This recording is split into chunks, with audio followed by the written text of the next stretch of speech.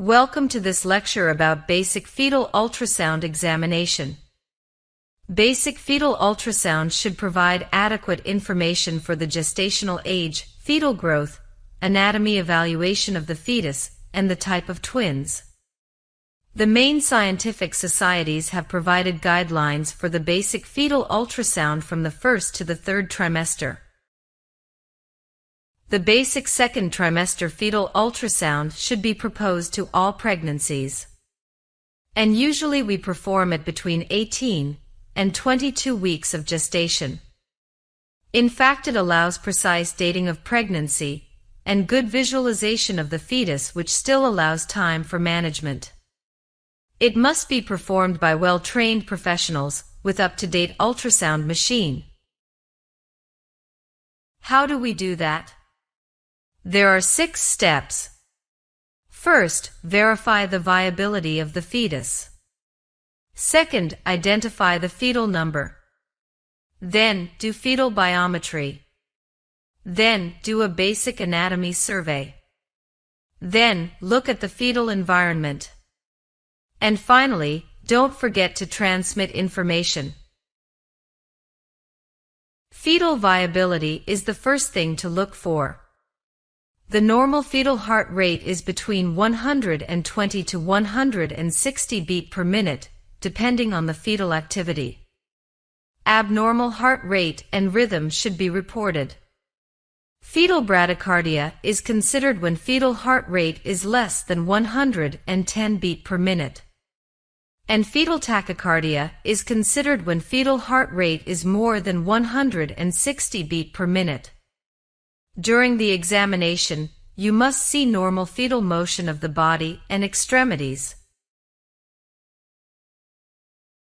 Multiple gestations require the documentation of additional information, such as chorionicity, amnionicity, comparison of fetal sizes, estimation of amniotic fluid volume on each side of the membrane, and fetal genitalia when visualized.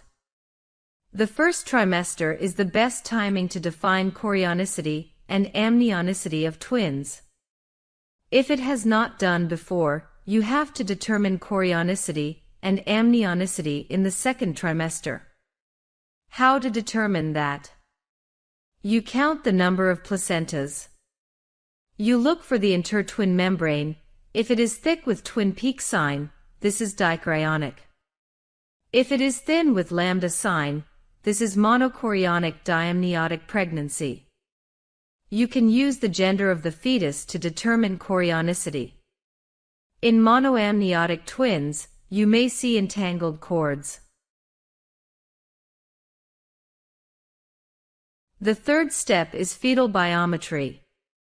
Fetal biometry is useful to determine the gestational age, fetal growth, and to detect some aneuploidy and malformation. There are 4 mandatory fetal measurements: biparietal diameter, head circumference, femoral length, and abdominal circumference. These measurements must be done with rigorous technique. You have to repeat measurements, and your charts should be adapted to the population. Biparietal diameter is measured on symmetrical axial view, at the level of the thalami and cavum septum pellucidum. The cerebellar hemispheres should not be visible in this scanning plane. The measurement is taken from the outer edge of the proximal skull to the inner edge of the distal skull. The head shape may be flattened or rounded as a normal variant. This may make measurement of the head circumference more reliable than biparietal diameter for estimating gestational age.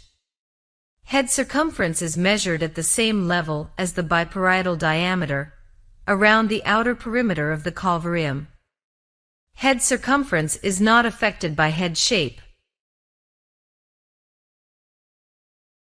The abdominal circumference is measured on axial view, through the upper part of the abdomen. It must be rounded, with the stomach and short segment of the umbilical vein are seen. There should be no kidney or heart visible. The calipers should be put on the skin line. Abdominal circumference is used with other biometric parameters to estimate fetal weight, and may allow detection of intrauterine growth restriction or macrosomia. The femur length. Femoral length can be reliably used after 14 weeks of gestation. Usually we measure the proximal femur to the probe. You have to see both cartilaginous ends and measures the longest axis of the diaphysis, without including the distal femoral epiphysis. Ideally measure both femurs. After that, you can do a basic fetal anatomy survey. During this survey, be systematic. This is the only way not to miss something major. Do standard scans and go a little bit more beyond the requisites of the major societies. Fetal anatomy may be adequately assessed by ultrasound after 18 weeks of gestational age. It may be possible to document normal structures before this time. Although some structures can be difficult to visualize due to fetal size, position, movement, abdominal scars, and increased maternal abdominal wall thickness. Fetal anatomy survey includes the head, face, neck, spine, chest, abdomen, and extremities. In fetal head, you see here the requisites. You have to look at the skull, the hemispheres, the midline, and the posterior fossa. The shape of the fetal head is normally oval and regular.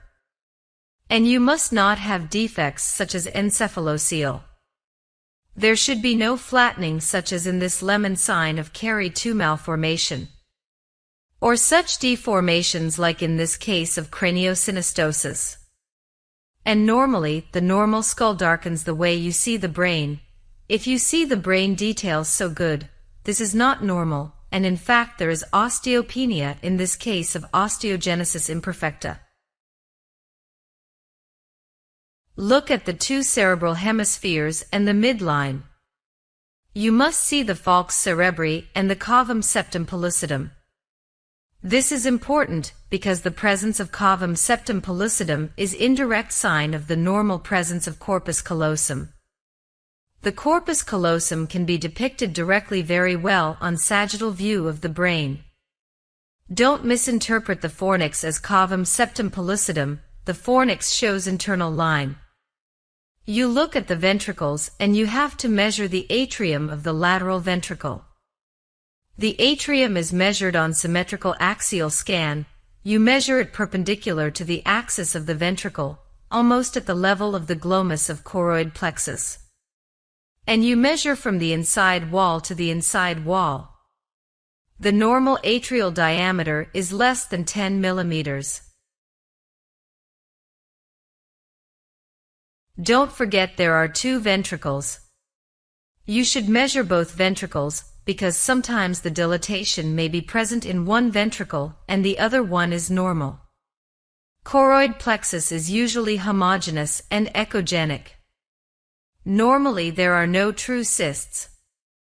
Remember, there is no choroid plexus in the occipital horn or in the frontal horn. If you see something white there in these two horns, it may be blood, or it may be something else. It is not choroid plexus.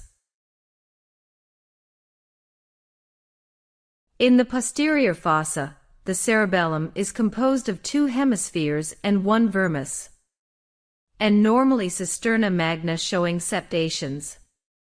Normally this cisterna magna is between 2 to 10 millimeters. This fetus is a Chiari 2 malformation with small posterior fossa and cerebellum is a banana-shaped. Then we look at the face. You should see two orbits, one nose and two nostrils. And you should look at the upper lip whether it is normal or cleft lip as in this case.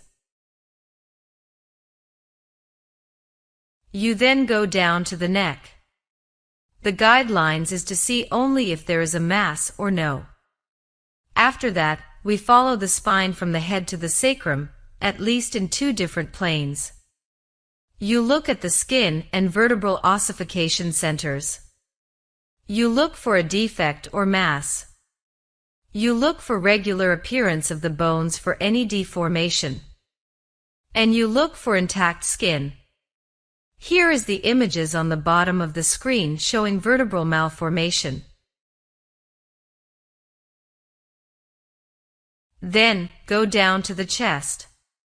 Look at the size of the chest. The chest is normally rounded in axial scan, with smooth transition with the abdomen. 1/3 of the chest diameter is occupied by the heart, with both normal lungs appear homogeneous. There should be no masses.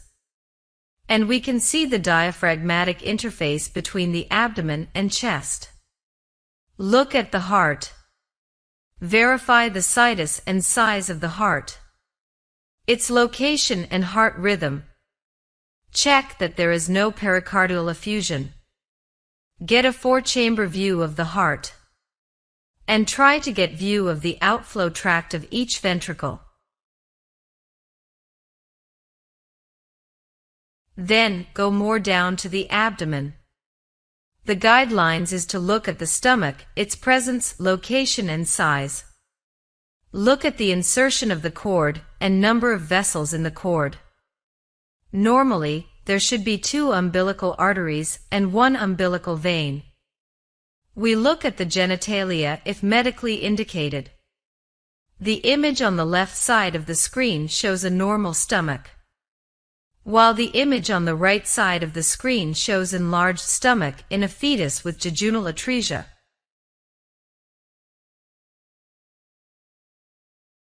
We look at the 2 kidneys. The length of the kidney is approximately corresponding to the number of weeks of gestation. After 18 weeks of gestation, you must always see the corticomedullary differentiation. Remember, when there is no kidney in its normal location, the adrenal gland may be elongated and may give a false impression of the kidney. Then, look at the extremities.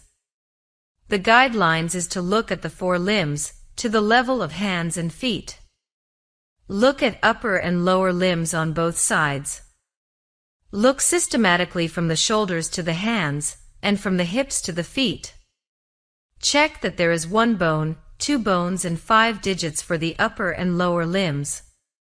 And look at the positions for motion, and if there is no club foot.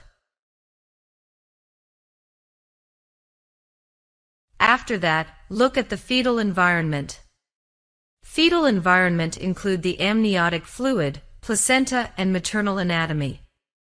A qualitative or semi-quantitative estimation of amniotic fluid volume should be reported. Semi-quantitative methods are amniotic fluid index, single deepest pocket, and 2 diameter pocket. The image on the screen showing amniotic fluid index. The placental location, appearance, and relationship to the internal cervical os should be reported. The umbilical cord should be imaged, and the number of vessels in the cord should be evaluated when possible. Transabdominal, transperineal, or transvaginal scan may be helpful in visualizing the internal cervical os and its relationship to the placenta. Transvaginal or transperineal ultrasound may be considered if the cervix appears shortened or cannot be adequately visualized by transabdominal sonogram.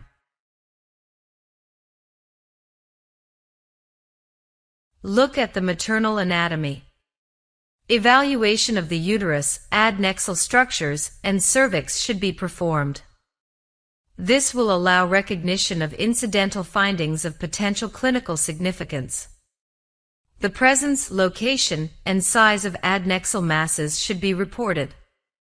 The presence of at least the largest and clinically significant myoma should be recorded. Again, if the cervix cannot be visualized, a transperineal or transvaginal scan may be considered when evaluation of the cervix is needed.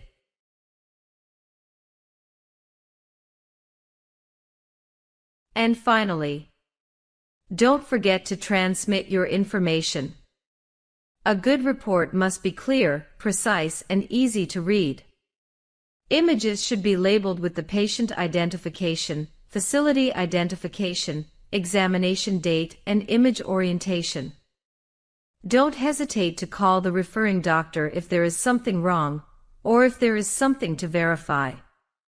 There should be a permanent record of the ultrasound examination and its interpretation.